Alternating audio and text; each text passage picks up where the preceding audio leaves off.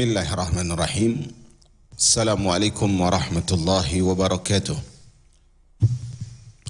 Alhamdulillahi rabbil alamin. Sallallahu wasallam ala al-mab'uthi rahmatan lil alamin. Wa ala alihi wa ashabihi wa man sara ala darbihi wa tamassaka bi sunnatihi ila yaumiddin. Qala rabbul alamin ya ayyuhalladzina amanu taqullaha haqqa tuqatih ولا تموتن إلا وأنتم مسلمون فإن أصدق الحديث كتاب الله وخير الهدي هدي رسول الله صلى الله عليه وسلم وشر الأمور محدثاتها فإن كل محدثة بدعة وكل بدعة ضلالة وكل ضلالة في النار. Kaum muslimin, kaum muslimat yang dirahmati oleh Allah Azza wa Jalla, kita haturkan syukur kepada Allah yang melimpahkan nikmat yang tidak terkira, yang menghadirkan kasih sayang yang tidak bisa kita hitung dengan angka. Allah Subhanahu wa taala telah menamakan dirinya dengan Ar-Rahman, menamakan pula dirinya dengan Ar-Rahim, Al-Karim, Al-Jawad, Al-Mannan dan Ar-Razzaq. Dengan nama-nama yang indah yang itu hanya dimiliki oleh Allah yang telah memberikan nikmat kepada kita. Salawat dan salam semoga sampai kepada hamba yang mulia, Rasul yang paling tinggi derajatnya, Nabi yang tidak akan pernah ada yang mampu menandinginya, Muhammad bin Abdullah sallallahu alaihi wasallam. Semoga salawat dan salam itu berlanjut kepada keluarga-keluarga beliau, yaitu istri-istri beliau dan putra-putri beliau, pada cucu-cucu beliau, kepada para tabi'in dan atba'ut tabi'in, dan segenap insan yang meniti jalan Nabi alaihi salatu wassalam. Jamaah yang Allah muliakan, disebutkan di dalam ucapan orang yang bijak, dia atau mereka mengatakan, yarzuqullahu al-ilma as-su'ada wa yahrumuhu al-askiya. Allah Subhanahu wa taala memberikan ilmu kepada orang-orang yang ditakdirkan untuk hidup bahagia, dan Allah Subhanahu wa taala mengharamkan ilmu dari orang-orang yang mereka ditakdirkan hidup dalam keadaan sengsara. Dari ucapan ini jamaah yang Allah muliakan, ucapan yang singkat, padat, syarat dengan manfaat, yang harus kita jadikan ketika kita sakit sebagai obat, ketika kita sepi sebagai sahabat. Perhatikan ucapan yang singkat ini. Allah Subhanahu wa taala memberikan ilmu kepada orang yang diinginkan oleh Allah dia sebagai orang bahagia, dan Allah akan halangi dari ilmu orang yang ditakdirkan sebagai orang yang sengsara. Artinya di sini, ketika seorang hamba ingin memulai hidupnya dan dia memiliki cita-cita untuk menjadi hamba yang bahagia, untuk menjadi hamba yang hidupnya mulia, untuk menjadi hamba yang jauh dari derita, dan dia tidak ingin menjadi hamba yang celaka, menjadi hamba yang sengsara, menjadi hamba yang sulit hidupnya, maka dia harus mulai dengan ilmu. Mungkin ada yang berkata, Ustaz, teman saya di sana, saudari saya di sana, fulanah yang di sana, tetapi kita lihat kehidupannya dengan dunia ini adalah kehidupan yang bahagia, kehidupan yang serba ada, dia punya harta, dia punya aset yang berharga dan seterusnya. Padahal dia jauh dari ilmu. Ada apa ini? Maka sejatinya kemewahan harta yang dimiliki oleh seorang hamba ketika dia jauh dari ilmu, aset yang tidak terkira dan tidak terhingga yang dimiliki oleh seorang hamba padahal dia jauh dari ilmu, ketahuilah bahwa itu bukan kebahagiaan. Karena Allah Subhanahu wa taala hanya memaparkan dunia ini kepada siapapun tanpa melihat bahwa dia adalah orang yang bertakwa ataupun tidak. Innallaha yu'ti dunya man yuhib wa man la yuhib. Allah berikan dunia ini, kata Rasul, kepada orang yang Allah cintai dan kepada orang yang tidak Allah cintai. Maka di sini mengajarkan kepada kita, teruslah berilmu. Jalan ilmu adalah jalan terbaik untuk menyampaikan kepada Allah yang kita rindu, kepada Rasulullah yang kita berusaha untuk meniti jalannya sepanjang waktu. Ketika seorang hamba berusaha mundur dari cahaya ilmu, maka dia akan diliputi oleh kegelapan. Ketika seorang hamba mulai menjauh dari jalan ilmu, maka dia akan dihadang oleh kesempitan. Semoga Allah Subhanahu wa taala berikan kita istiqamah di jalan ilmu, sehingga ketika segala macam hadangan menghalangi kita dan merintangi jalan kita, kita menemukan jalan solusi untuk kembali kepada solusi yang terbesar. Jamaah yang Allah muliakan, hari ini kita buka halaman 173. Hari ini kita sedikit akan mengambil beberapa pembahasan, tidak hanya satu pembahasan. Karena artinya pembahasan kita sebelumnya, pembahasan hari ini dan pembahasan berikutnya, kita masih berbicara tentang surah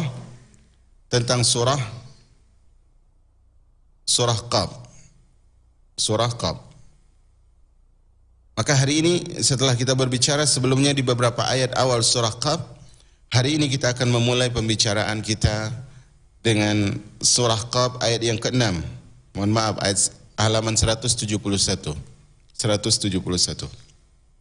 Surah Qaf ayat ke-6. A'udzu billahi minasyaitonir rajim. أفلم ينظروا إلى السماء فوقهم كيف بنيناها وزيناها وما لها من فروج والأرض مددناها وألقينا فيها رواسي وأنبتنا فيها من كل زوج بهيج تبصرة وذكرى لكل عبد منيب. Kita mulai dengan surah Qaf ayat yang ke-6 hingga ayat yang ke-8. Allah mengatakan, afalam yanzuru ila sama, tidakkah mereka melihat kepada langit? Tidakkah mereka melihat kepada langit? Fawqahum, yang berada di atas mereka. Kaifa banainaha, bagaimana kami membangunnya. Wa zayyannaha, dan kami hiasi dia. Wa ma laha min furuj, dan tidak ada satupun dari langit tersebut yang retak. Di sini Allah Subhanahu wa taala memulai ayat ke-6 dari surah Qaf dengan pertanyaan, afalam yanzuru, tidakkah mereka melihat? Pertanyaan ini bukan pertanyaan untuk dijawab. Pertanyaan ini bukan meminta tanggapan, tetapi pertanyaan ini disebutkan litaubih, yaitu pertanyaan yang dihadirkan untuk menjelaskan buruknya sikap suatu kaum. Tidakkah mereka perhatikan? Tidakkah mereka melihat? Tidakkah mereka menyaksikan? Sebuah ucapan pertanyaan yang tujuannya adalah untuk menjelaskan buruknya keadaan orang yang tidak mau mengamati. Afalam yanzuru, kenapa mereka tidak melihat kepada langit?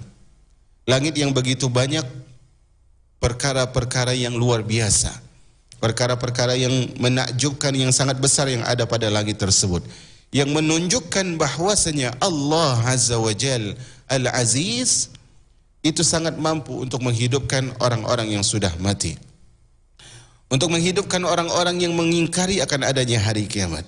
Afalam yanzuru ila sama, tidakkah mereka melihat kepada langit tersebut? Afalam yanzuru, tidakkah mereka melihat?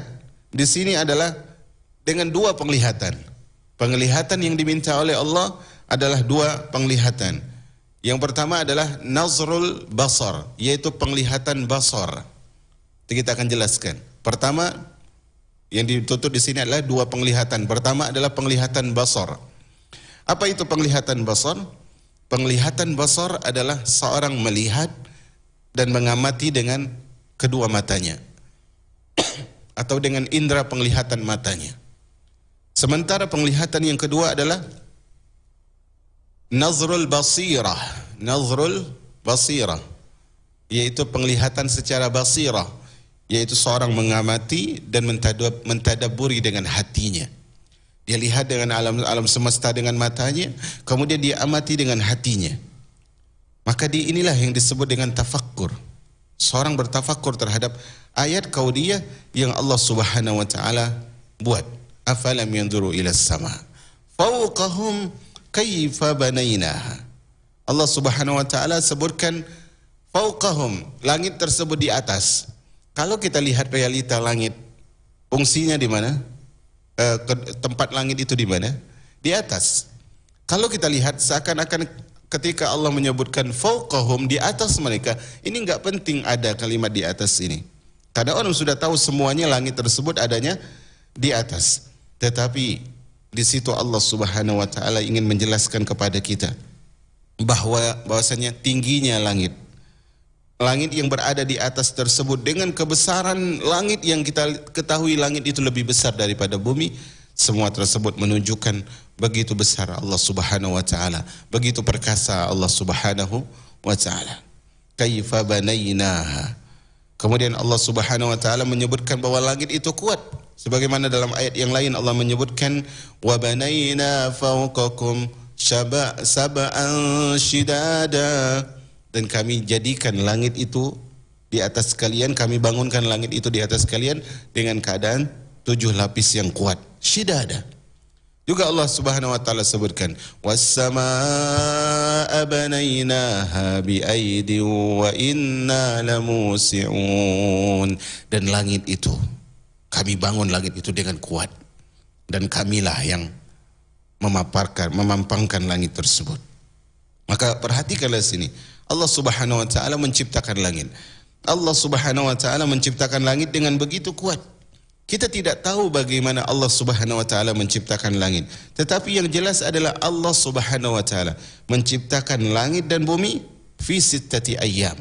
Dalam 6 masa Allah ciptakan langit tersebut. 6 masa ini bagaimana? Allah ciptakan bumi 4 hari, 4 masa, dan Allah ciptakan langit itu 2 masa. Allah ciptakan bumi itu 4 masa, dan Allah ciptakan langit tersebut 2 masa. Sebagaimana yang Allah Subhanahu wa taala sebutkan di dalam firman-Nya, faqadahunna sab'a samawatin fi yaumain. Allah selesaikan penciptaan langit tersebut yang 7 lapis berapa hari? 2 hari atau 2 masa. Kemudian Allah Subhanahu wa taala sebutkan di sini wa zayyanaha. Kami hiasi langit tersebut. Allah Subhanahu wa taala jadikan langit tersebut indah untuk dilihat. Allah hiasi langit tersebut dengan bintang-bintang, dan Allah Subhanahu wa taala jadikan bintang tersebut di langit bukan hanya untuk sekedar ditempel atau digantung atau dijadikan dia dekat dengan langit, bukan. Tetapi Allah jadikan bintang itu dengan 3 tujuan, 3 manfaat. Manfaat dari bintang tersebut pertama adalah zinatan lis sama. Sebagaimana pada ayat ini, sebagaimana pada ayat surah Al-Mulk, Allah jadikan bintang tersebut 3 tujuan. Tujuan pertama adalah di dalam surah Al-Mulk disebutkan sebagai penghias bagi langit. Itu fungsi pertama.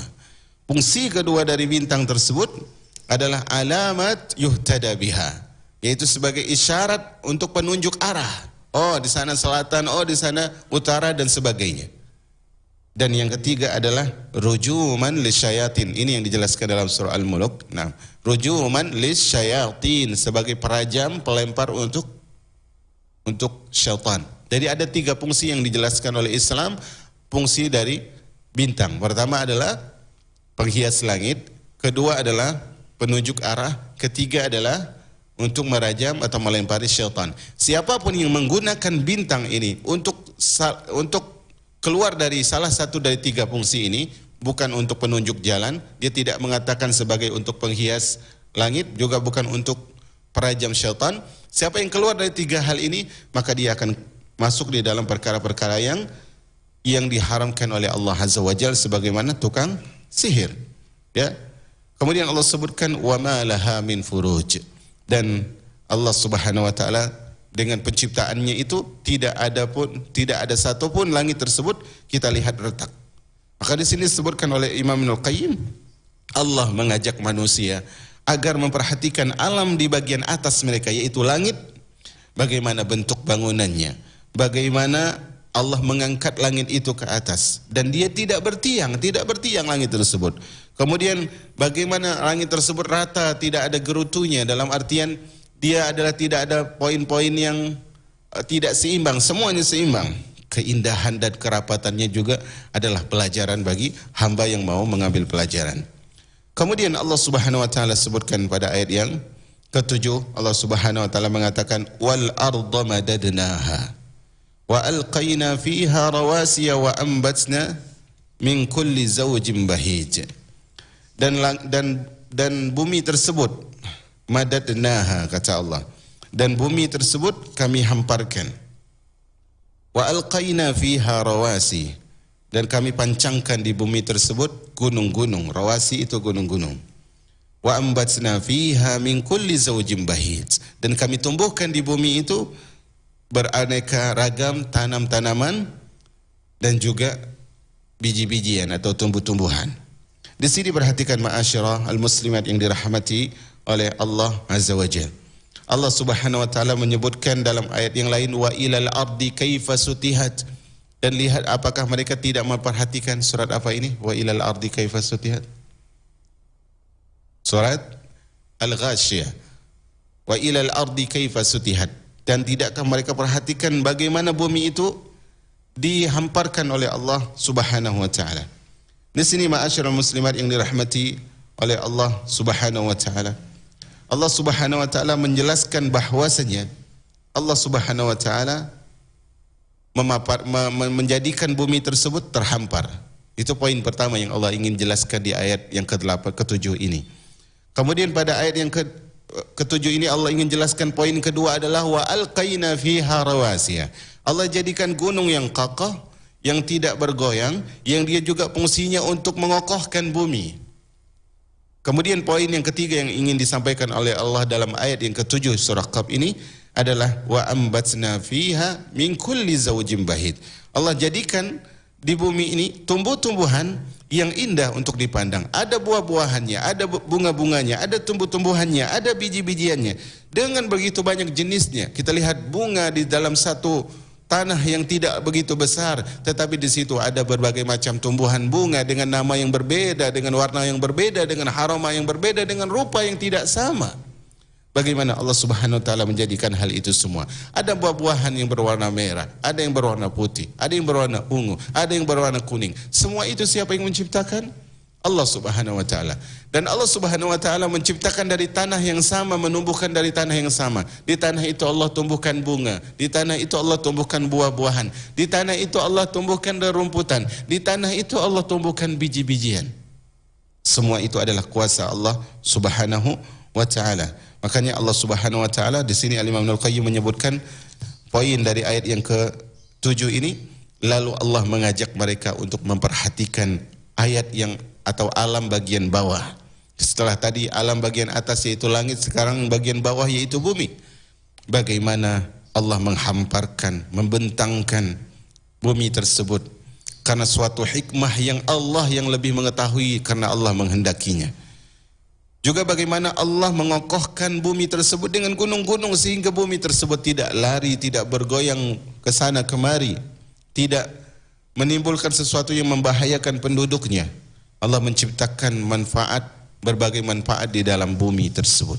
Allah menumbuhkan berbagai macam tumbuhan yang indah, yang tidak serupa warnanya, tidak sama ukurannya, berbeda manfaatnya, karakteristik dan bentuknya pun adalah sesuatu yang berbeda. Seharusnya semua ini ada manfaatnya. Maka Allah jelaskan ayat atas tadi yaitu langit, ayat bawah tadi yaitu bumi. Allah jelaskan apa? Kata Allah Subhanahu wa taala, tabsiratan likulli tabsiratan wa dzikra likulli 'abdin munib. Semua itu adalah sebagai pelajaran dan sebagai peringatan bagi hamba yang kembali atau tunduk kepada Allah Subhanahu wa taala. Perhatikan di sini. Langit ayat bagian atas, bumi ayat bagian bawah. Allah sebutkan tujuan Allah memaparkan. Tidakkah mereka perhatikan langit? Tidakkah perhatikan bumi? Apa kata Allah? Agar apa?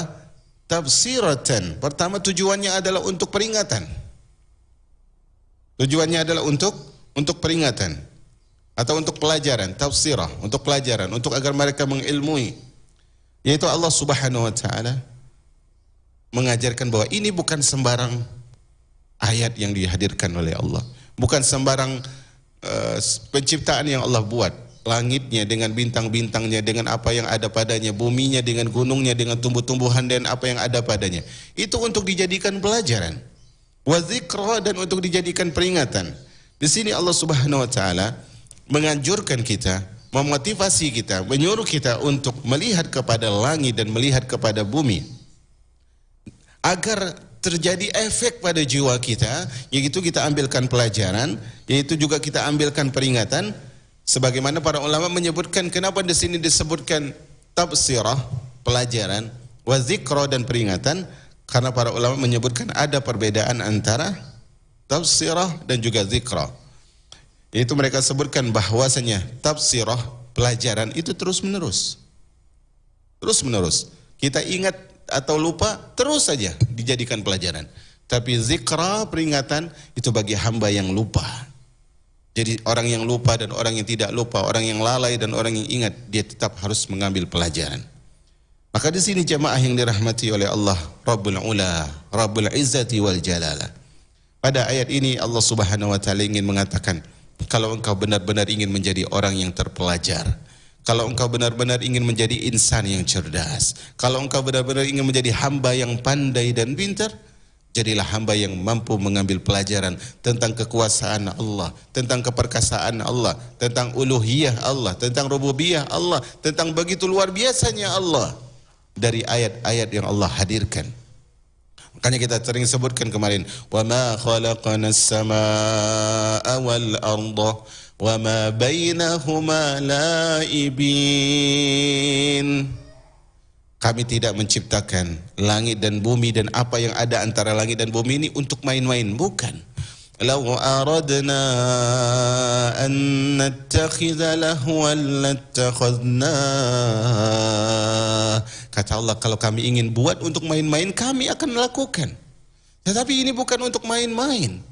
Allah jadikan, ini perhatikan, ini bisa dijadikan quote, kata di dalam kehidupan kita untuk membimbing hidup kita. Allah jadikan bumi ini untuk kita, dan Allah jadikan kita untuk Allah.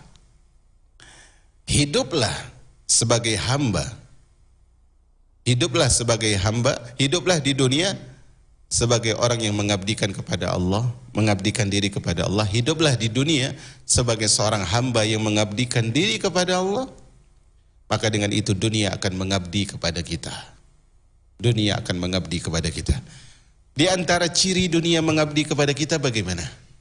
Dunia itu tidak menawarkan dirinya kepada kita. Jangan kita kira, jangan Anda kira bahwasanya makna dari dunia mengabdi kepada kita, dunia memberikan semua isinya untuk kita. Bukan. Sebaik-baik pengabdian dunia kepada kita adalah dunia tidak menghadirkan fitnah untuk hidup kita. Terkadang orang mengatakan, Ustaz, saya sudah berusaha berada di jalan Allah, berusaha ikut tuntunan Rasul Sallallahu Alaihi Wasallam, yang katanya kalau kita ikut tuntunan Allah, maka dunia akan hadir dengan hina di hadapan kita. Betul, itu sabda Nabi. Tapi mengapa kehidupan saya masih begini susah dan terus begitu? Bukankah Allah mengatakan, bukankah Rasulullah mengatakan dunia akan hadir dengan hina? Artinya bukan menjamin kaya, bukan menjamin banyak harta, bukan menjamin banyak aset dunia. Tapi dunia hina, sebaik-baik penghinaan dunia kepada kita adalah dunia tidak ikut campur dalam urusan agama kita. Sebaik-baik pengabdian dunia kepada kita, dunia tidak usah ikut campur dalam urusan agama kita. Wa dzikra. Dan siapa yang ingin mengambil peringatan ketika dia lalai, ketika dia lupa, ambillah peringatan dari alam semesta. Bagaimana bumi yang lebih besar dari kita, langit yang lebih megah dari kita, mereka tunduk kepada Allah Azza wa Jalla, sementara kita yang dhaif. Wa khuliqal insanu dhaifa. Manusia yang diciptakan lemah kemudian sombong di hadapan Allah Azza wa Jalla. Ibarat kata pepatah, kita ini hidupnya mulainya dari tanah. Kita makan dari hasil-hasil yang ada di tanah. Kemudian kita ini akan kembali ke tanah. Maka pantaskah kita bersikap sombong? Kita terbentuk dari tanah. Allah menciptakan manusia dari tanah.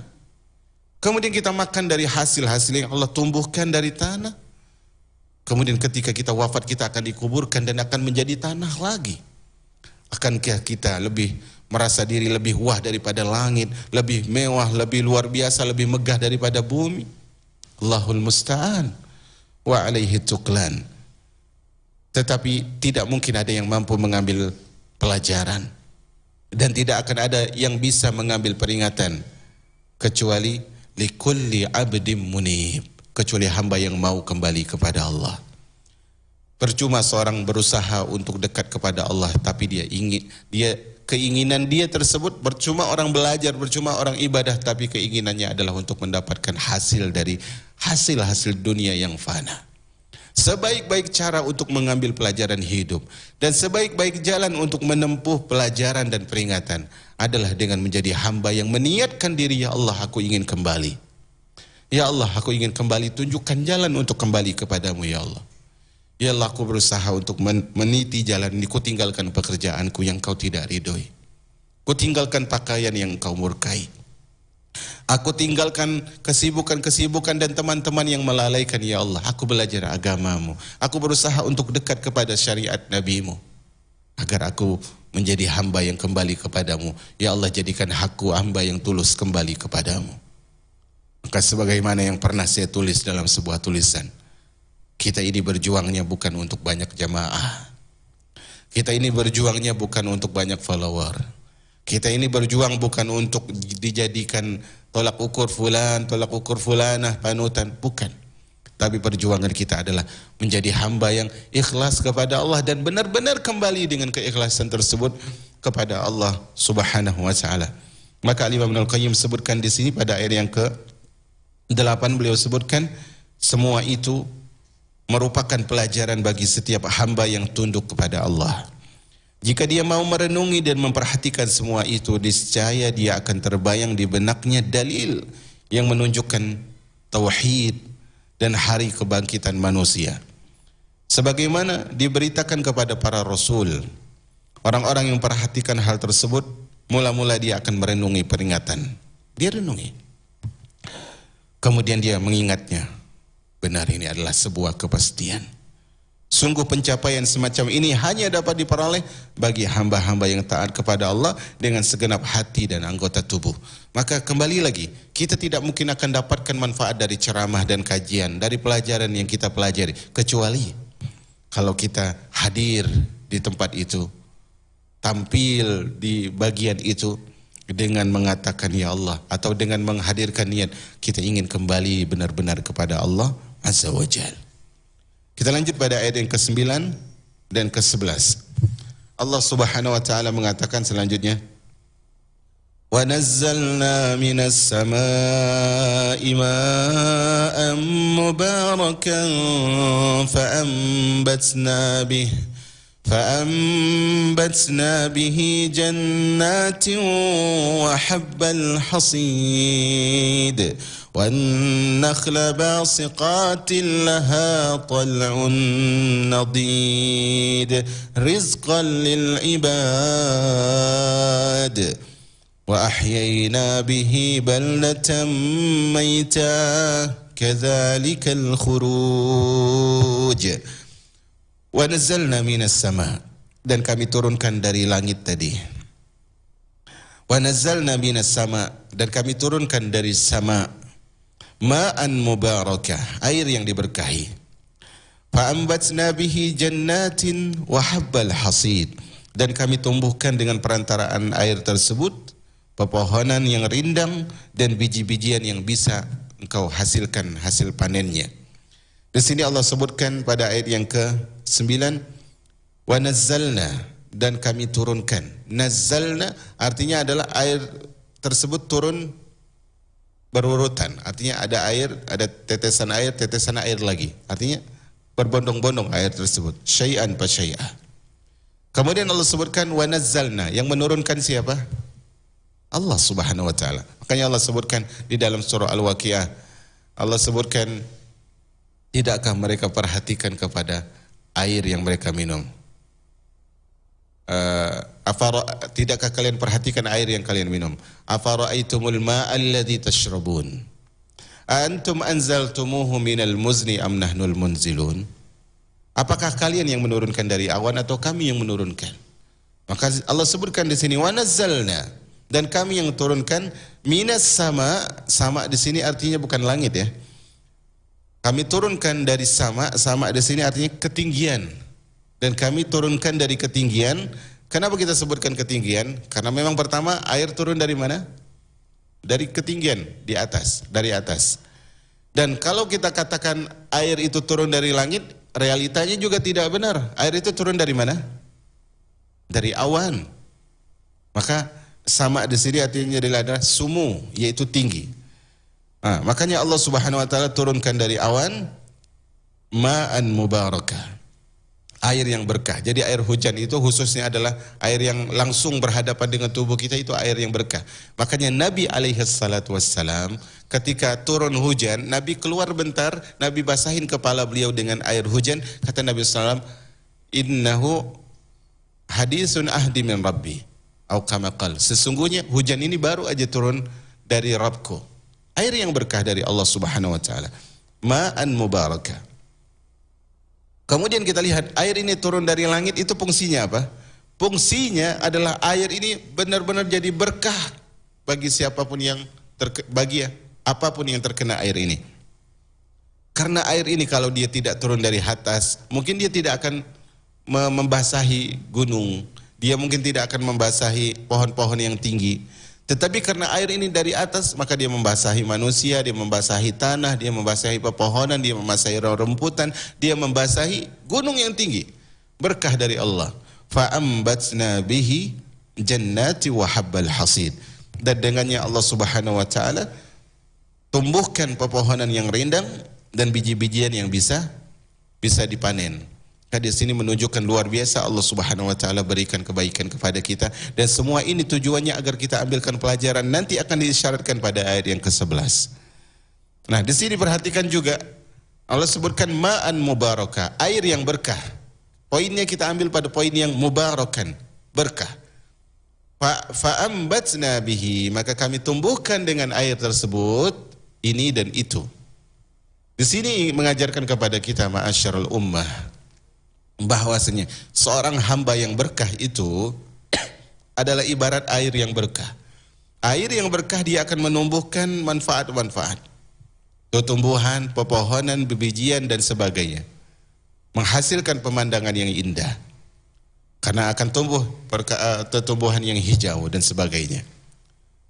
Begitu juga hamba yang berkah, maka dia harus menumbuhkan kebaikan-kebaikan di tengah-tengah masyarakat. Makanya Nabi Isa alaihissalam menyebutkan waja'alani mubarakan aynama kunt, dan Allah menjadikan aku, kata Nabi Isa, berkah dimanapun berada. Artinya dimanapun dia berada, hamba yang berkah itu akan berikan manfaat kepada orang lain. Manfaat dia dengan hadirnya dia di situ akan lebih indah. Manfaat yang luar biasa yang akan diterima oleh orang ketika dia hadir di tempat tersebut. Semoga Allah Subhanahu wa taala jadikan kita insan-insan yang berkah. Kemudian Allah sebutkan wan nakhla basiqatin laha tal'un nadid, dan pohon kurma yang tinggi-tinggi yang mempunyai mayang yang bersusun sebagai rizki yang kami berikan kepada hamba-hamba kami. Perhatikan di sini Allah sebutkan wan nakhla, dan pohon kurma. Kenapa Allah sebutkan pohon kurma? Ya, pertama mungkin wallahu a'lam bishawab, di antara hikmahnya karena saat itu Nabi diutus kepada bangsa Arab, dan bangsa Arab kebanyakan yang mereka kenal pohon apa? Pohon kurma. Jadi mengajak mereka untuk berpikir tentang hal ini itu juga adalah perkara yang harusnya perkara yang mereka kenal. Jangan bilang nanti pohon apa kalian? Janda bolong. Ya. Mereka enggak ngerti. Itu mungkin faedah pertama, mereka paham. Faedah yang kedua yang lebih jelas wallahu alam, kenapa Allah khususkan kurma dalam ayat ini, pohon kurma?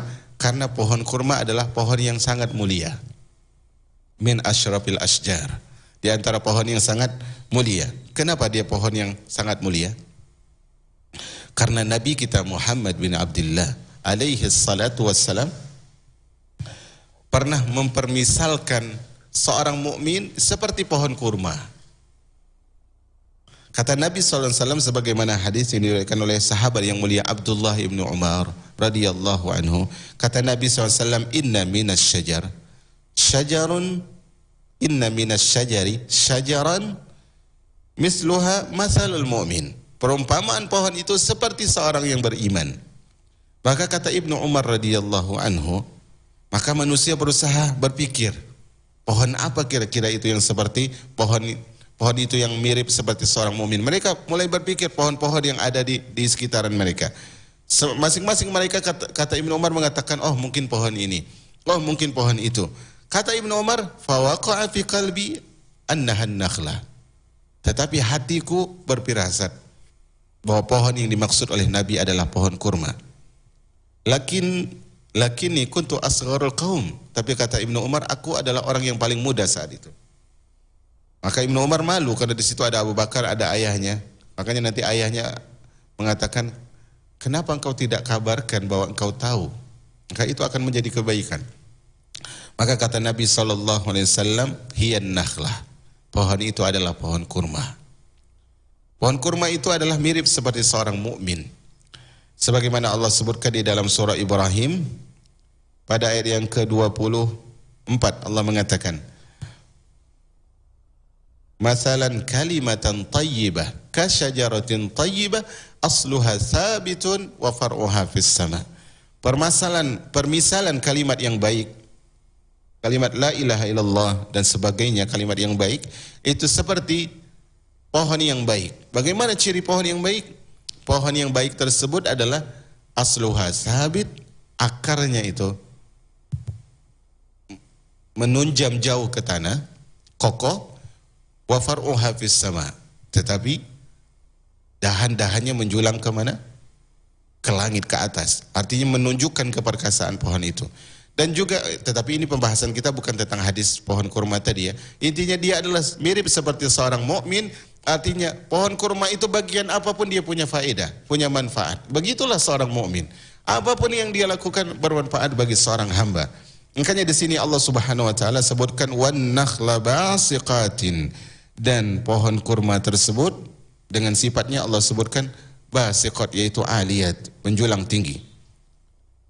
Allah sebutkan laha tala'un nadid, yaitu pohon kurma tersebut kata Allah Subhanahu wa taala memiliki mayang-mayang yang bersusun, rapat.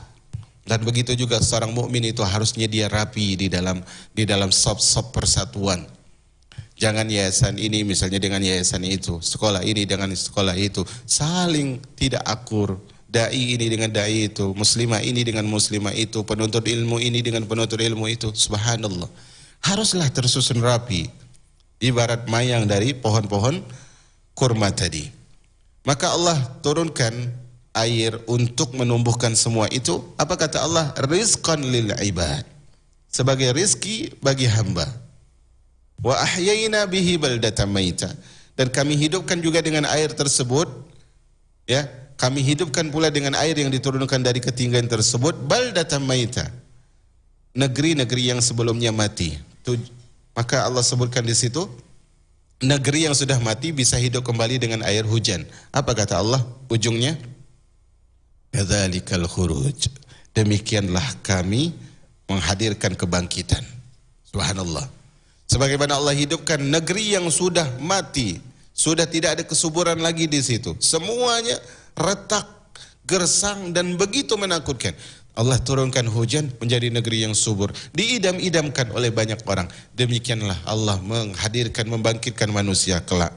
Maka di sini jamaah yang dirahmati oleh Allah Subhanahu wa taala, Al-Imam Ibnu Qayyim menyebutkan, kemudian Allah mengajak manusia untuk merenungi unsur terpenting dari rezeki, yaitu makanan pokoknya, pakaiannya, kendaraannya, perkebunannya, yaitu air yang diturunkan dari ketinggian, yang dibuatnya dengan penuh berkah.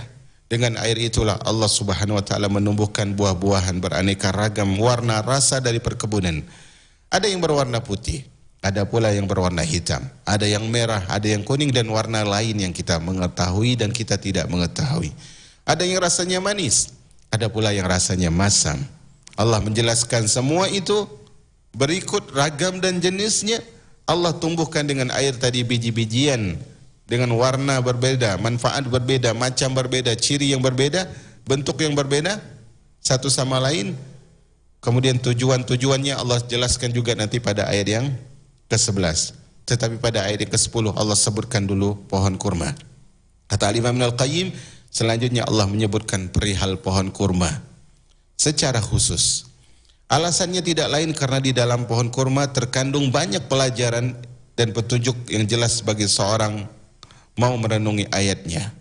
Fa ahyayna bihi baldatan maita. Inti poin yang ingin disampaikan oleh Allah yang paling berkaitan dengan ujung ayat adalah fa ahyayna bihi baldatan maita. Kami hidupkan dengan air yang berkah tersebut bumi yang sebelumnya mati. Kemudian ayat yang terakhir Allah sebutkan kadzalikal khuruj. Demikianlah, seperti itulah terjadinya kebangkitan.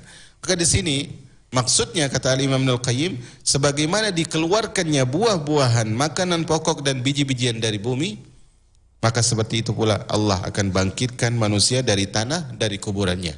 Kemarin kita sebutkan Allah akan bangkitkan seorang hamba dengan ruh dan jasad yang sama dengan yang dulu pernah dia hidup di dunia. Allah akan azab ruh dan jasad yang sama itu, atau Allah akan berikan nikmat kepada ruh dan jasad yang sama itu. Perbandingan dan contoh-contoh seperti ini dalam Al-Quran telah kami terangkan di beberapa pembahasan di dalam kitab Al-Ma'alim, atau lebih dikenal dengan I'lamul Muwaqqi'in, ketika Ibnul Qayyim menjelaskan secara panjang lebar tentang ayat Iyyaka na'budu wa iyyaka nasta'in. Kita masuk pada ayat yang ke-12 karena kita akan berhenti pada ayat yang ke-15 insyaallah. Ayat ke-12 hingga 14 Allah mengatakan, ayat ini berisi tentang pendustaan kaum-kaum yang diutus kepada mereka para nabi dan rasul. Allah mengatakan, kazzabat qablahum qaum Nuhin wa ashabur rass wa Samud wa 'adun wa Fir'aun wa ikhwanu Lut wa ashabul aikati wa qaum Tubba' kullun kazzaba ar-rusula fa haqqa wa'id. Kazzabat qablahum. Ini kan yang mendustakan Nabi siapa? Orang-orang kafir Quraisy dan orang-orang Yahudi saat itu yang tidak mau beriman. Kazzabat qablahum, kata Allah, sebelum mereka telah ada orang-orang yang berdusta. Siapa mereka? Qaum Nuhin, yaitu kaumnya Nabi Nuh, wa ashabur ras, dan penduduk Ras, nanti kita akan jelaskan, wa Samud, dan kaum Samud, wa Adun wa Fir'aun wa ikhwan Lut, begitu juga kaum Ad, Fir'aun dan kaumnya Nabi Lut, wa ashabul aikati wa kaum Tubba, begitu pula dengan kaum Aikah dan kaum Tubba. Kullun kazzabar rusul fa haqqa wa'id. Semuanya mendustakan Rasul, maka mereka berhak mendapatkan ancaman siksa dari Allah Azza wa Jal. Perhatikan di sini. Kazzabat qablahum, telah berdusta sebelum mereka kaum ini dan kaum itu. Setelah Allah melihat kondisi nabinya alaihi salatu wassalam didustakan oleh orang-orang yang mendustakan, maka Allah ceritakan, wahai Rasulullah, wahai Muhammad bin Abdullah, wahai Nabi dan Rasulku, kaum-kaum sebelum kaummu ini, kaum-kaum sebelum mereka, sekarang engkau didustai oleh kaummu. Sebelum mereka sudah ada orang yang berdusta. Tujuan Allah menceritakan ini kepada Rasul itu minimal untuk dua tujuan besar. Allah ceritakan kaum sebelumnya, pendustaan mereka kepada Nabi dan Rasulnya minimal untuk dua tujuan besar. Tujuan pertama adalah untuk menghibur Nabi Sallallahu Alaihi Wasallam, untuk menghibur Nabi Sallallahu Alaihi Wasallam, agar beliau tahu bahwasanya beliau bukan satu-satunya Nabi yang pernah didustakan, bukan satu-satunya orang yang pernah dicela oleh orang-orang yang tidak beriman. Makanya Allah mengatakan ma yuqalu laka illa ma qad qila lirrusuli min qablik. Tidaklah celaan yang kau terima itu wahai Rasul, kecuali dulu pernah juga dicela kepada orang-orang sebelummu. Maka beliau dikatakan penyihir, dikatakan dukun, beliau dikatakan gila dan seterusnya. Tujuan pertama untuk menghibur Nabi sallallahu alaihi wasallam. Tujuan kedua untuk diceritakan kisah ini adalah agar menjadi peringatan bagi orang-orang yang mendustakan Rasul sallallahu alaihi wasallam. Peringatan bagi orang-orang yang mendustakan Rasul sallallahu alaihi wasallam. Makanya Allah sebutkan kullun kazzabar rusul fa haqqa wa'id. Semua mendustakan Rasul, maka mereka mendapatkan ancaman siksa yang pedih dari Allah Subhanahu wa taala. Di sini disebutkan kaum Nuh. Kita akan sebutkan secara singkat tentang profil mereka. Kaum Nabi Nuh, yaitu kaum Nabi Nuh yang kita ketahui, Nabi Nuh adalah Rasul pertama, ya, Rasul pertama adalah adalah Nabi Nuh, dan Nabi Nuh diutus kepada kaumnya. Nabi Nuh berdakwah di sana berapa tahun? Alfasanatin illa khamsina ama. 1000 kurang 500, 1000 kurang 50 berapa? 950. Umur dakwah, usia dakwahnya Nabi Nuh 950 tahun. Dakwahnya saja itu. Beliau berusaha, jadi kalau dakwah kita dicekal dan sebagainya, udah. Nabi Nuh 950 tahun. Apa yang dijawab oleh kaumnya? Apa yang dihadiahkan oleh kaumnya kepada Nabi Nuh alaihi salam? Nabi Nuh mengatakan di dalam surah Nuh, surat yang sangat luar biasa bercerita tentang Nabi Nuh dan kaumnya secara ringkas disebutkan. Nabi Nuh mengatakan, qala Nuhu rabbi inni da'autu qaumi lailan wa nahara. Ya Allah, siang malam ku abdikan hidupku ini untuk berdakwah kepada mereka. Falam yazidhum du'ai illa firara. Tapi ya Allah, semakin aku dakwahi, semakin aku ajak mereka untuk dekat kepadamu Ar-Rahman, mereka semakin lari ya Allah. Akan disebutkan dalam surah Nuh juga, ja'alu asabi'ahum fi adhanihim. Mereka jadikan jari-jari mereka di telinga-telinga mereka. Bukan jari satu, bukan. Tapi jari-jari mereka itu dijadikan di telinga-telinga mereka untuk tidak mendengar dakwah Nabi Nuh. Wastaghshaw thiyabahum. Bukan hanya jari ternyata, tapi ternyata pakaian mereka. Mereka tutup kepala mereka dengan pakaian mereka agar mereka tidak melihat Nabi Nuh alaihi salam. Maka Nabi Nuh mengatakan, wa asarru wastakbaru istikbara. Mereka melampau, terus lanjut dalam maksiat, dan mereka sombong dengan kesombongan yang sangat luar biasa. Makanya akhirnya Nuh alaihi salam mengatakan, Rabbi la tadhar alal ardi minal kafirina dayyara. Innaka in tadharhum yudillu ibadak falam yajidu lahum min dunillahi ansar.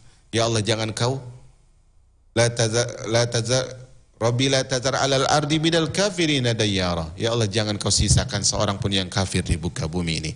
Maka Allah hadirkan banjir yang begitu besar, tsunami yang begitu dahsyat, yang belum pernah ada sebelumnya dan hingga saat ini.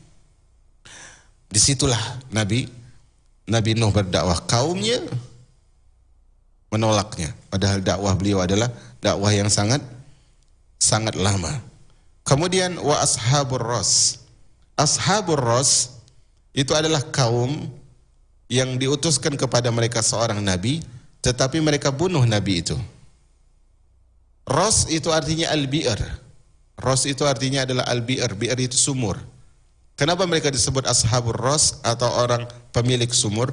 Karena cara mereka membunuh nabi mereka, Allahul Musta'an. Cara mereka membunuh nabi mereka gali sumur, kemudian mereka bunuh nabi tersebut dengan dikubur hidup-hidup. Subhanallah. Maka mereka disebut dengan ashabur ras. Mereka mendustakan, Allah pun habiskan cerita mereka. Kemudian adalah kaum Samud. Kaum Samud adalah kaum yang diutus kepada mereka seorang nabi bernama Saleh. Ya, seorang nabi bernama Saleh, Nabi Saleh. Mereka ketika didakwah, mereka justru menantang. Apa kata mereka? I'tina bima ta'iduna in kunta minal mursalin. Wahai Saleh, kalau engkau benar seorang rasul, coba mana azab yang kau janjikan? Mana petaka yang engkau sebutkan? Mana siksa yang engkau ancam kami dengannya?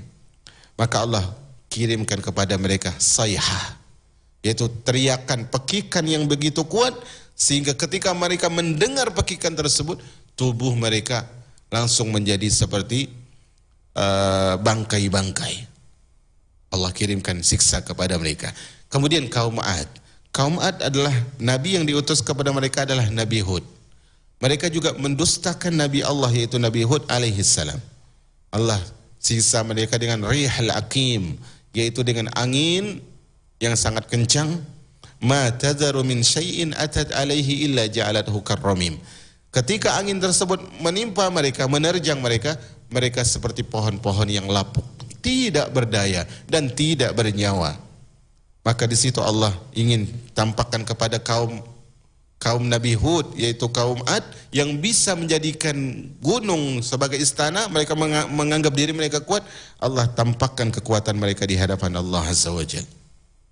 Kemudian wa Fir'aun. Fir'aun, kaum Fir'aun, yaitu Fir'aun dan pengikutnya, yang diutuskan kepada mereka Musa alaihissalam, kemudian didukung oleh Nabi Allah yaitu Harun, yang mereka tersebut apa? Menentang Musa. Kemudian dihadirkan tukang sihir, berhadapanlah tukang sihir yang begitu banyak ini dengan tali-tali mereka yang menjadi ular. Kemudian Allah suruh Musa melempar tongkatnya memakan ular-ular yang sama. Yang orang yang berilmu, penyihir ini tahu tentang ilmu sihir, hakikat dari ilmu sihir. Ketika mereka melihat tongkat Nabi Musa menjadi ular yang besar yang memakan tali-tali mereka, mereka tanpa disuruh langsung mereka spontan dan refleks sujud, karena mereka mengakui itu adalah kebenaran dari Allah Azza wa Jalla. Dan mereka seketika itu beriman, tidak peduli apapun yang akan dibuat oleh Fir'aun kepada mereka. Akhirnya Nabi Musa dikejar, ringkas cerita dikejar. Kemudian akhirnya kata pengikut Nabi Musa, inna lamudrakun, kita akan ketangkep nih. Di depan kita ini Laut Merah, di belakang kita pasukan Fir'aun, kita pasti ketangkap. Apa kata Musa? Kalla, enggak mungkin. Enggak mungkin kita ketangkap. Inna ma'iya rabbi sayahdin. Karena bersamaku ada Rabbku yang akan beri petunjuk. Maka Allah suruh Musa memukul tongkatnya di laut, maka terpecahlah laut tersebut menjadi 12 jalan. Masing-masing laut tadi seperti gunung membuka jalan. Maka disebutkan oleh sebagian para ulama, Allah buka laut tersebut sehingga Mesir berada di benua mana? Benua Eropa atau benua Amerika? Mesir di mana? Benua mana? Benua Afrika. Sehingga disebutkan oleh sebagian para ulama ketika mentafsirkan ayat ini, Allah buka jalan tersebut sehingga mereka bisa berjalan dari benua Afrika sampai ke benua Asia. Lari dari kejaran Firaun. Sehingga ketika mereka semua pengikut Musa sudah sampai, dan Musa pun sudah sampai, maka dipukul lagi air tadi, atau Allah perintahkan kepada air tadi untuk mencair lagi. Kemudian tenggelamlah Firaun, dan Allah abadikan jasadnya agar menjadikan pelajaran bagi orang-orang yang datang setelah itu. Kemudian wa ikhwanu Lut, dan ikhwan di sini bukan saudara ya, tapi kaum Nabi Lut. Kaum Nabi Lut adalah kaum yang mereka memiliki, kaum pertama, manusia pertama yang memiliki cinta sejenis, yaitu lelaki mereka bersyahwat kepada lelaki. Jadi mereka tidak suka kepada wanita. Maka Allah Subhanahu wa taala hancurkan kaum Nabi Lut ini dengan dibalikkan negeri mereka dan dilemparkan mereka dengan batu-batu. Batu-batu itu disebutkan oleh Allah Subhanahu wa taala musawwamatan inda rabbik. Batu-batu itu sudah punya tanda. Artinya batu ini akan dilemparkan kepada fulan, yang ini kepada fulan, yang ini kepada fulan. Akhirnya mereka dilemparkan dengan batu itu sehingga tubuh mereka hancur dan sangat menjijikkan. Allah hancurkan mereka. Kemudian disebutkan juga di sini adalah wa qaumut Tubba wa ashabul aikah wa qaumut Tubba. Ashabul aikah di sini ada maksudnya adalah asy-syajarah, yaitu Allah Subhanahu wa taala pernah mengirim kepada mereka seorang untuk mendakwah kepada mereka. Ashabul Aikah ini adalah Nabi Syuaib. Nah, Nabi Syuaib ini kaum Madian, untuk memperingati mereka agar apa? Agar tidak berbuat curang di dalam timbangan. Tetapi mereka terus melakukan hal itu. Akhirnya Allah Subhanahu wa taala kirimkan kepada mereka, sebuah azab, yaitu Allah kirimkan kepada mereka panas yang sangat bersangatan. Panas, cuaca yang sangat panas. Kita akhir-akhir ini cukup panas. Tetapi ini bukanlah seberapa bila dibandingkan dengan yang diturunkan kepada Ashabul Aikah. Mereka tidak mendapatkan tempat untuk berlindung dari panas tersebut kecuali kalau ada awan.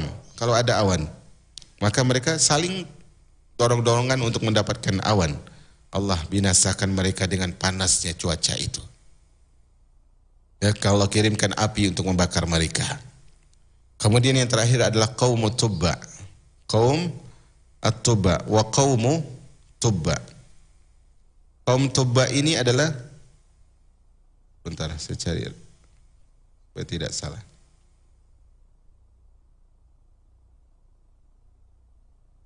Allah Subhanahu wa taala sebutkan wa ashabul aikati wa qaumu Tubba.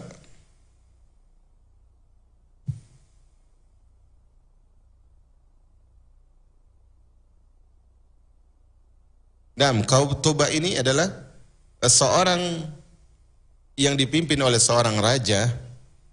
Ya, seingat saya, seorang dipimpin oleh seorang raja, yang raja ini adalah dari negeri Yaman, yang diutuskan kepada mereka ini Rasul, tetapi raja ini menghimbau untuk menentang Rasul ini. Maka akhirnya mereka dilempari, dia itu dilempari dengan batu, kemudian akhirnya dia binasa dengan batu tersebut. Ini yang saya ingat, kaum Tubba. Akhirnya Allah katakan kullun kazzabar rasul fa haqqa wa'id. Semuanya durhaka kepada Rasul, mendustakan Rasul sehingga berhak mendapat ancaman. Maka Ibnul Qayyim menyebutkan di sini, sesudah itu Allah beralih untuk menetapkan nubuwah atau kenabian dengan cara yang sangat singkat dan lugas, jauh dari kerancuan dan keraguan. Allah memberitahukan tentang diutus, ini ciri kenabian dan kerasulan Muhammad bin Abdullah sallallahu alaihi wasallam. Allah memberitahu tentang diutusnya kepada mereka, kepada kaum mereka, Nuh, kaum Ad, kaum Samud, kaum Lut, Fir'aun, mengabarkan juga dengan pendustaan mereka terhadap Rasul. Karena itu Allah membinasakan mereka dengan berbagai macam kebinasaan. Maka kata Imam Ibnul Qayyim, demikianlah Allah menetapi ancamannya kepada orang yang durhaka, sebagaimana disampaikan melalui para Rasul. Gimana pun orang durhaka pasti akan dapat siksanya. Karena itu kita selalu dianjurkan untuk menjadi orang yang berjalan di atas syariat, walaupun kita disiksa, walaupun kita dicekal dan dihalangi, bahkan hingga pertaruhan antara nyawa dan darah. Demikianlah penjelasan Allah mengenai nubuah, kenabian para Rasul, dan juga kenabian Muhammad bin Abdullah, sosok yang mengabarkan kisah umat terdahulu. Tentu kalau kita lihat Nabi SAW itu, beliau tidak bisa membaca, tidak bisa menulis. Beliau mempelajarinya tanpa seorang guru, tanpa membaca dari kitab karena tidak bisa baca. Dan beliau tidak mampu memberitahukan semua itu kecuali setelah diberitakan oleh Allah. Berarti beliau adalah Nabi, beliau adalah Rasul. Tidak ada sanggahan yang muncul atas pernyataan di atas, melainkan sanggahan penuh dengan kebohongan dan keangkuhan dari orang yang mengingkari. Kita lewatkan paragraf ini karena kita sudah jelaskan cukup lama tadi. Dan yang terakhir, persingkat waktu, ayat yang ke-15. Allah Subhanahu wa taala mengatakan, "Afa'ayna bil khalqil awwal bal hum fi labsin min khalqin jadid." Maka apakah kami letih menciptakan penciptaan yang pertama? Artinya apakah setelah kami ciptakan seluruh alam semesta ini, kami setelah itu merasakan letih? Tentulah tidak, kan jawabannya begitu. Bal hum fi labsim min khalqin jadid. Kata Allah, bahkan mereka dalam keraguan-raguan tentang penciptaan yang baru. Artinya mereka enggak yakin akan ada kebangkitan dan sebagainya. Pada ayat ini kata Imam Ibnul Qayyim, Allah mengulangi lagi penegasan tentang kebangkitan hari kiamat. Di awal kemarin kita jelaskan di pertemuan sebelumnya. Di ayat yang tadi juga Allah jelaskan. Ayat sebelumnya atau pembahasan yang kedua kita tadi. Dalam ayat ini Allah jelaskan lagi tentang kebangkitan. Allah sebutkan afa'aina. Apakah kami letih? Aina itu terdapat ungkapan di sini kata Imam Ibnul Qayyim, aiya bihi, yang artinya adalah seorang tersebut merasa letih karena sesuatu atau sudah tidak mampu lagi. Makanya dalam bahasa Arab itu disebut ayya fulanun bihadzal amr. Itu fulan, orang itu letih, tak mampu lagi melakukan suatu perkara. Atau dalam syair disebutkan ayyu bi amrihim kama ayat bi baidatihal hamamah. Mereka letih setelah melakukan urusan mereka sebagaimana letihnya burung hamamah itu. Burung dara, burung apa? Burung merpati yang letih mengerami telurnya. Di sini mengajarkan kepada kita bahwasanya Allah itu tidak mungkin seperti apa? Seperti burung yang letih setelah mengerami telurnya. Allah tentulah maha perkasa. Makanya Allah sebutkan dalam surah Qaf, di sini dibawakan oleh Al-Imam Ibnul Qayyim, surah Qaf ayat 33, walam ya'ya bi khalqihin. Allah itu tidak merasa letih karena menciptakan alam semesta ini. Maka berkata Ibnu Abbas menjelaskan bahwa maksud ayat ke-15 dari surat Qaf ini adalah apakah kami, yaitu Allah, menjadi yang lemah atau menjadi lemah? Seperti itu pula yang diterangkan oleh Muqatil, seorang tabi'in atau seorang ulama, bahwasanya Allah itu mengingkari bahwa Allah akan menjadi lemah. Karena Allah tidak mungkin dilemahkan oleh siapapun dan tidak ada hamba yang mampu melemahkan Allah. Menurutku, kata Al-Imam Ibnul Qayyim, penafsiran demikian merupakan penjelasan berdasarkan konsekuensi dari makna yang sesungguhnya. Makna lafaz ini adalah bahasa Arab lebih umum daripada sekedar lemah. Artinya apapun kemungkinan-kemungkinan yang membuat kekuatan Allah itu berkurang, itu tidak mungkin menimpa Allah. Itu tidak mungkin. Orang Arab mengatakan a'yani an a'rifa kadza wa aitu bihi. Aku tidak mampu memahami hal itu, yaitu hal itu meletihkan diriku. Berarti dia tidak dapat petunjuk tentang permasalahan sebenarnya. Itu orang Arab mengatakan. Nah, Allah kalaupun letih, jangankan letih ya. Jangankan letih. Lebih kalau ada yang sesuatu yang lebih ringan daripada letih pun, ataupun kadar letih yang paling ringan, itu tidak mungkin menyentuh Allah Subhanahu wa taala. Konsekuensinya apa? Dia tidak mampu mengetahui dan menjangkaunya. Kalau itu manusia, tetapi Allah pasti menjangkau dan mengetahui segala sesuatu. Kita datang ke halaman selanjutnya. Jadi kata iya afa'ayina dalam ayat ini bukan berarti letih seperti dugaan orang yang tidak mengetahui tafsir Al-Quran. Ini kata Al-Imam Ibnul Qayyim. Bahkan makna letih ini telah dinyatakan tidak termasuk dalam sifat Allah. Jadi Allah tidak mungkin letih. Sebagaimana dijelaskan pada bagian surah Qaf tersebut, yaitu firman Allah dalam surah yang sama ayat 38, wa ma massana min lughub, dan kami tidak mungkin letih. Sesudah mengulangi penyebutan kebangkitan pada hari kiamat atau akhirat, Allah memberitahukan balhum fi labsim min khalqin jadid. Bahkan mereka ragu dalam perkara penciptaan yang baru. Maksudnya bagaimana? Maksudnya mereka meragukan apakah manusia, makhluk yang diciptakan kemudian dimatikan ini akan dihidupkan lagi. Kenapa mereka menisbatkan Allah itu letih dan sebagainya? Karena mereka tidak yakin tentang kebangkitan. Ya, mereka tidak yakin, padahal Allah telah mengingatkan orang-orang itu dengan salah satu bukti yang sangat nyata menunjukkan kekuasaan rububiyah perbuatannya Allah Subhanahu wa taala. Di samping menunjukkan kebenaran adanya hari kebangkitan. Apa itu? Penciptaan manusia. Allah menciptakan manusia sebelumnya ada atau tidak? Tidak ada. Maka penciptaan manusia merupakan bukti terkuat bahwa manusia akan dibangkitkan, dan itu lebih mudah bagi Allah. Membangkitkan lebih mudah daripada menciptakan. Ketika Allah menciptakan bisa, bagaimana mungkin ketika membangkitkan Allah tidak bisa? Dalil mana yang lebih jelas daripada bentuk dan susunan tubuh manusia? Perhatikanlah kejadiannya. Mulai dari organ tubuhnya, kemampuannya, sifatnya, daging dan tulangnya, urat-uratnya, sarafnya, hatinya, dan seterusnya. Semua itu berasal dari setetes air mani. Apabila seorang hamba mau bersikap adil kepada Allah, kalau dia mau adil dan jujur nih, maka setelah dia merenung tentang dirinya sendiri, sudah cukup menunjukkan akan adanya hari kebangkitan nantinya. Makanya Allah Subhanahu wa taala mengatakan wa fi anfusikum afala tadhakkarun. Pada diri kalian tuh, gakkah kalian mau berpikir?